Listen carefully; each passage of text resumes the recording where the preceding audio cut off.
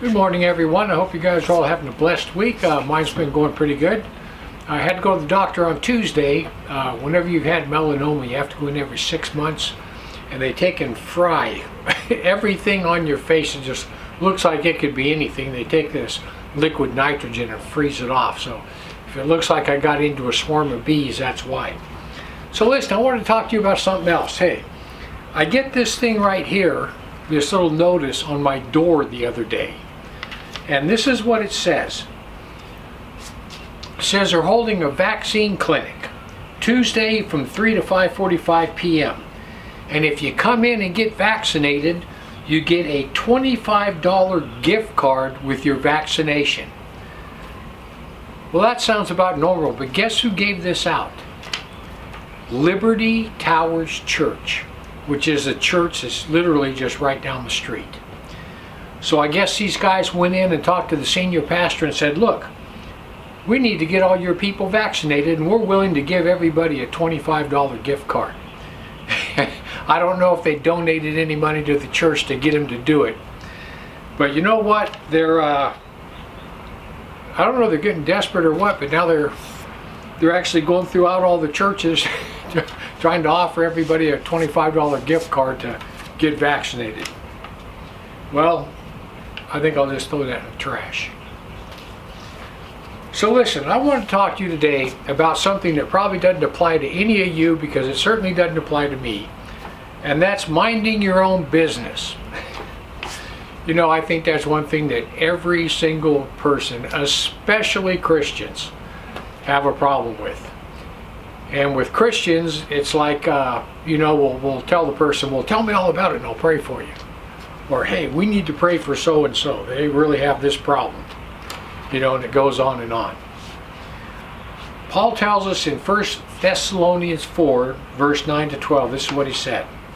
He goes, but as touching brotherly love, ye need not that I write unto you, for you yourselves are taught of God to love each other. And indeed you do it toward all the brethren which are at Macedonia. But we beseech you, brethren, to do it more and more. And that you study to be quiet, and to do your own business, and to work with your own hands as we commanded you, that ye may walk honestly toward them that are without, and that ye may have lack of nothing. So in verse 9, Paul is saying that we don't really need to touch on brotherly love. You guys know all about brotherly love. And in verse 10, he tells them, and you're doing it. You guys are loving each other. The love you have for one another is well known, but I want you to never stop increasing this love. But then in verse 11, he hits on three things. He gives him 3 steps that will help you to increase your love toward one another, and it'll help others to increase their love toward you. And the first one, he says, is study to be quiet. Study to be quiet. Lead a quiet life. You guys know anybody that's in your family? Everybody's got one in their family, but you usually have a friend that's an absolute drama queen or a drama king. They come in both. Well, I had this lady, her name was Terry, and my wife and I held a Bible study for all the singles every Wednesday night, and we literally did it for years. Well, this one lady, Terry, would show up every Wednesday night, and guys, I mean to tell you, the Bible study was maybe an hour, hour and a half, and the first 30 minutes was devoted just to her with what all went on in her life that week. I mean, she would usually show up in tears, just everything, just, oh, you wouldn't believe. I mean, we would all just have to pray over her for 30 minutes to get her right. She was the biggest drama queen I've ever known in her life, or in my life. So it says, study to be quiet. You know that word study literally means a devotion of time and attention to acquire knowledge on any academic subject. So you're supposed to look around at your life and figure out what's robbing your peace. What's making noise in your life? What's keeping your life from being quiet?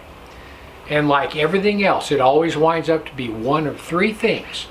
Either people, places, or things are robbing you of your quiet. And you need to look back and study your life. Sit back and look and say, okay, this person is not good. I'm constantly frustrated with them. They're constantly making me worry. They need to go. This place I go has me bothered. I need to quit that. And this thing I have is robbing me of all my peace. People, places, or things are robbing you of your own peace. And the next one, it says, mind your own business. Mind your own business. You know what I've learned over the course of years? You know, we had this one lady.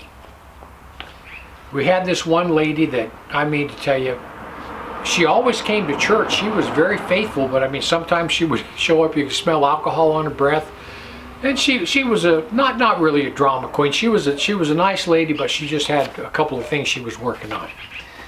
Well, she went up to the church administrator one time and she was complaining about all of her problems, and she said, hold on, hold it right there. Don't say another word. Do not ask me for my opinion or my advice, because you never take it. You never take it. She didn't want to be part of her business anymore because she would not take her advice. So people, I've learned, never offer your opinion unless it's asked for. If someone asks for your opinion or your advice, give it to them.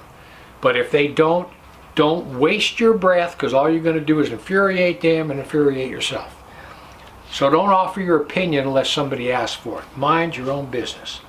Let me tell you, the worst place I know for people airing their dirty laundry for all to see, and people that just say things and offer advice and start fights, is just, and that's, of course, you all know, is Facebook, Twitter, and all these social media platforms. People put stuff on social media. I see it all the time. Church members, they will put stuff on Facebook that, I'm serious, if you lived in a small town in the Midwest years ago, if someone found that out about you, you'd be moving. You'd be so embarrassed you would leave town. But now people put all this garbage on Facebook, and then everybody else just can't help but throw their 2 cents in. It's just a mess. So mind your own business and do not offer your opinion unless someone asks for it. And last of all, Paul says, work with your own hands. Pay your own way. Work with your own hands. Pay your own way. You know, I've told you guys this story before, but I got a friend. And this guy's the cheapest guy I've ever known. He is, and he makes more money than almost anybody I know. I mean, he makes a lot of money, but he's the cheapest guy I've ever known.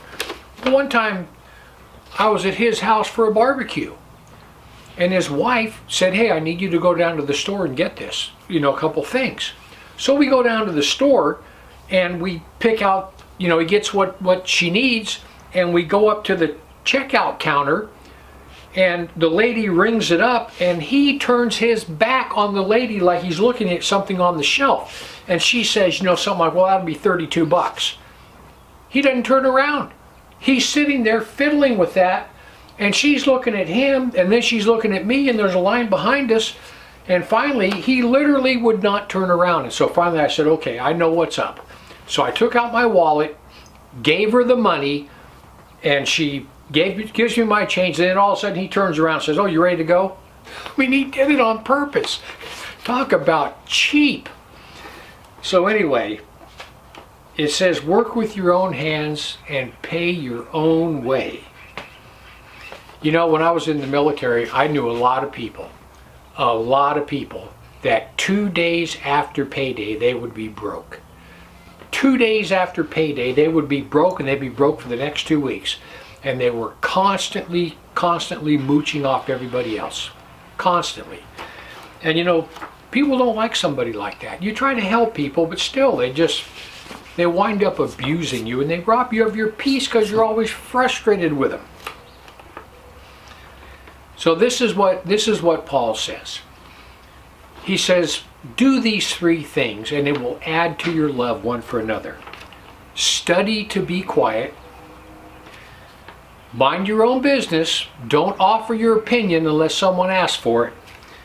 And last of all, work with your own hands and pay your own way. People, if you do that, I guarantee you your life will improve vastly. Your frustration level will go down and your love, joy, and peace will go up. And Paul says also these three things will make you prosper. Anyway, I hope that made sense. You guys all have a blessed week, and I'll talk to you again next week. Heaven or hell, you choose. Just remember, once you take your last breath, it's a done deal.